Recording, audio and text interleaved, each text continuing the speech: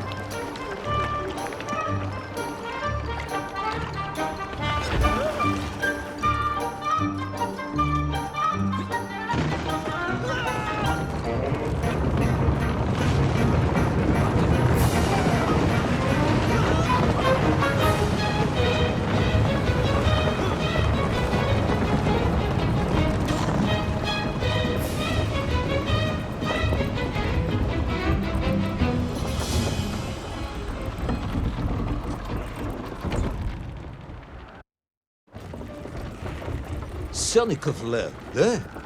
Of course, Sanikov himself reported nothing more than a bluish fog on the horizon. Your island may be nothing more than the product of overactive imaginations. General, consider this. Imagine taking a simple peasant, a pig shepherd, for example, and telling him one day humans would fly around the earth beyond the sky.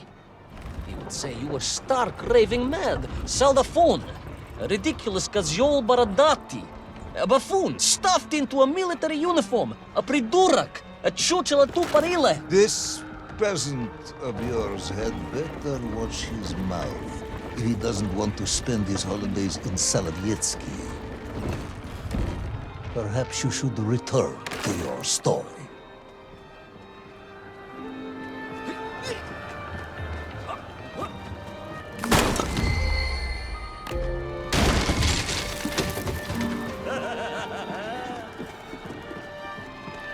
There in the cliff, I could not believe it.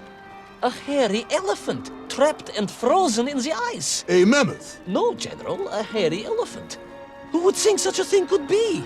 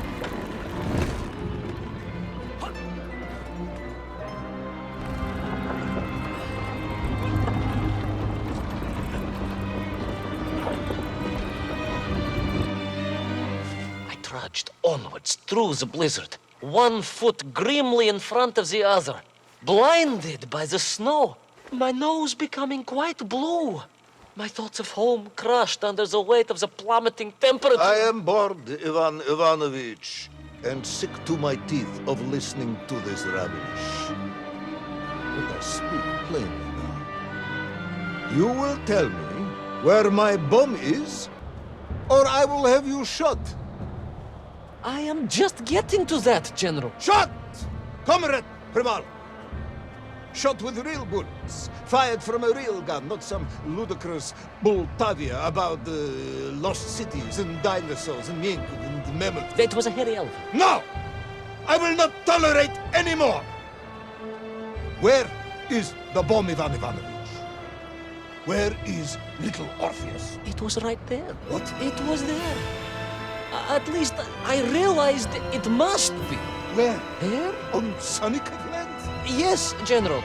Because as the storm began to clear, I realized with a strange excitement and trepidation that I was not alone on Sanikov land.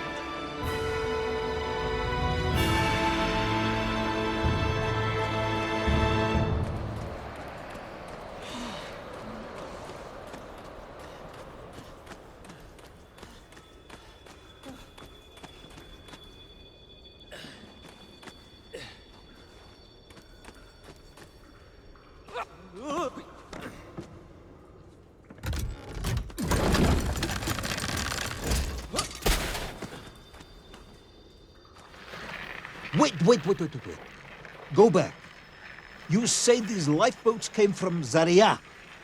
A Russian ship? Zarya returned home, but not with all of her crew. And here were the missing lifeboats, trapped in the ice for all of these years. And it could only mean one thing. That you are continuing to hang lapsha on my ears.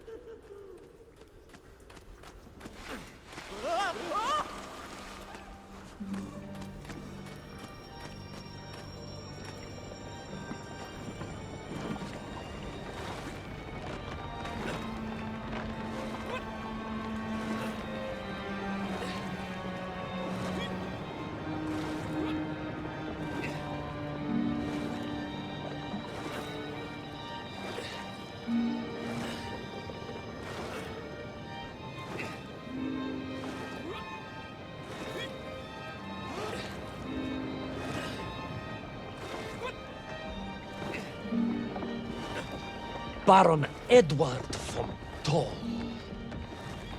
Of course, I remember reading about his tragic expedition at school. We were taught he had died a hero's death out on the icy wastes, searching for Sannikov land. Yet what if, in doing so, he had sailed accidentally into the interior, deep below the crust of the world? A fellow citizen of the surface. I had to try and find him.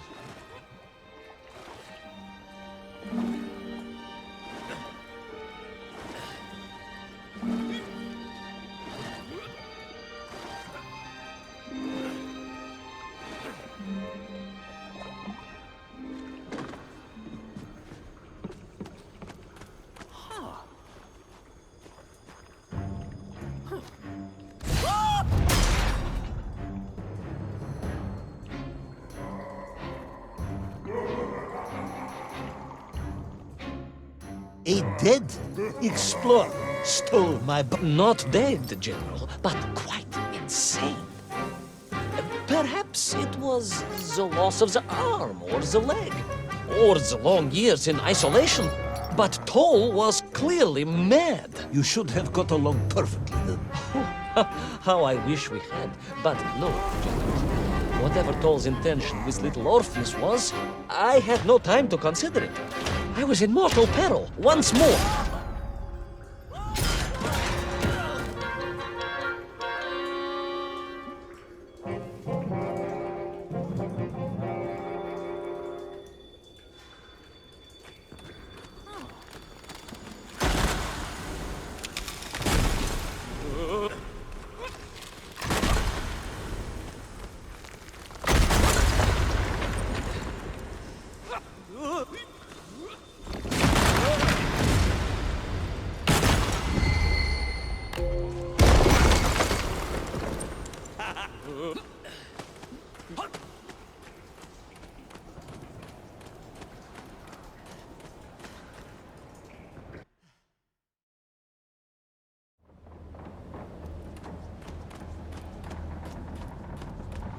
So, you believe that Toll had somehow enslaved the Menkv and bent them to his will? I do, General. It was obvious.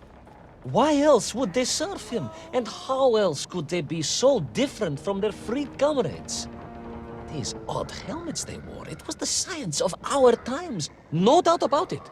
Although fused with some strange crystal technology I could not recognize. To be honest with you, it didn't seem appropriate to stop and ask them.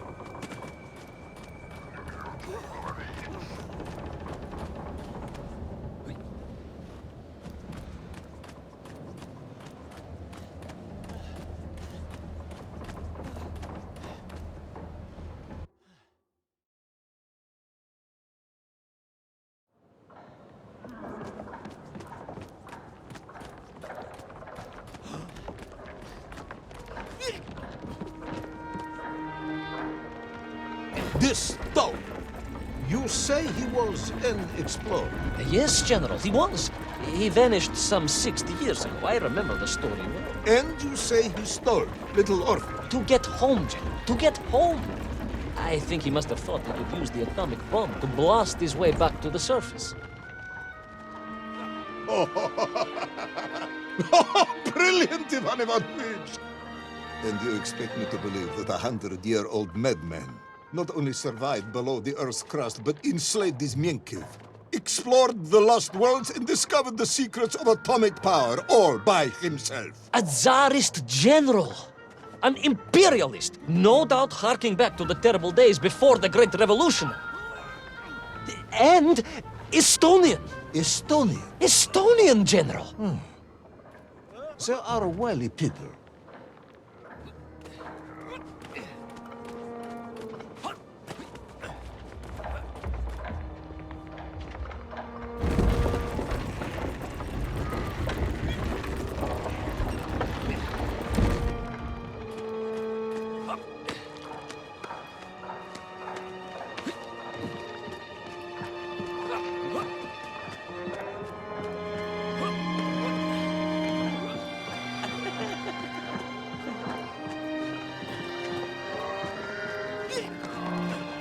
The slave mines stretched away into the distance, and I sometimes wondered if I would ever find my way out. But I never gave up, General. Of course you didn't.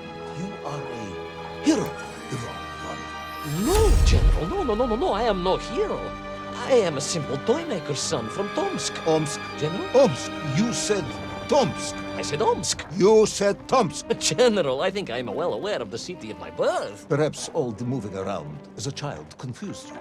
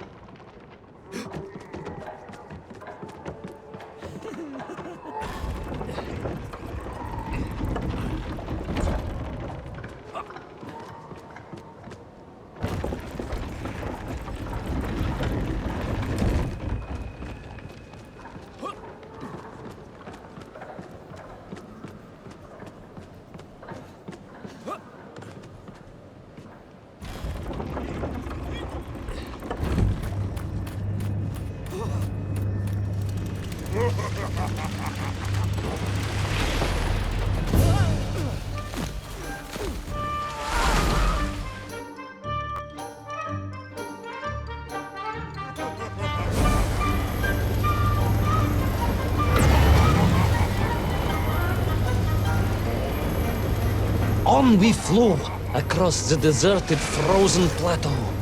I was single-minded in my pursuit, dogged in my determination.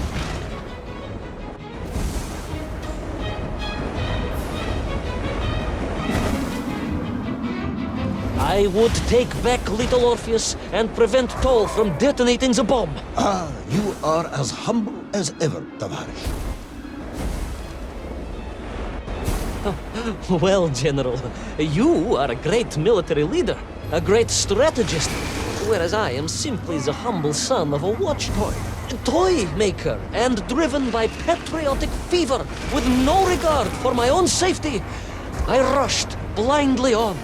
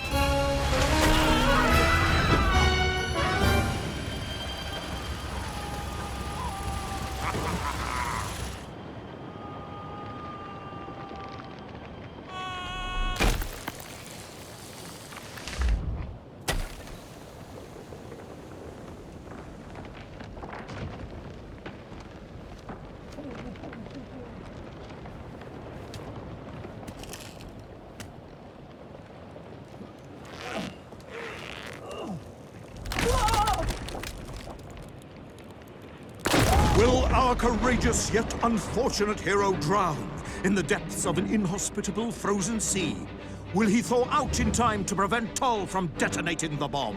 Will the general holiday in Omsk next year? Or Tomsk? Or perhaps both? What exactly is the difference between a mammoth and a hairy elephant? All of these questions and more should almost certainly be answered in the next exciting episode of Little Orpheus!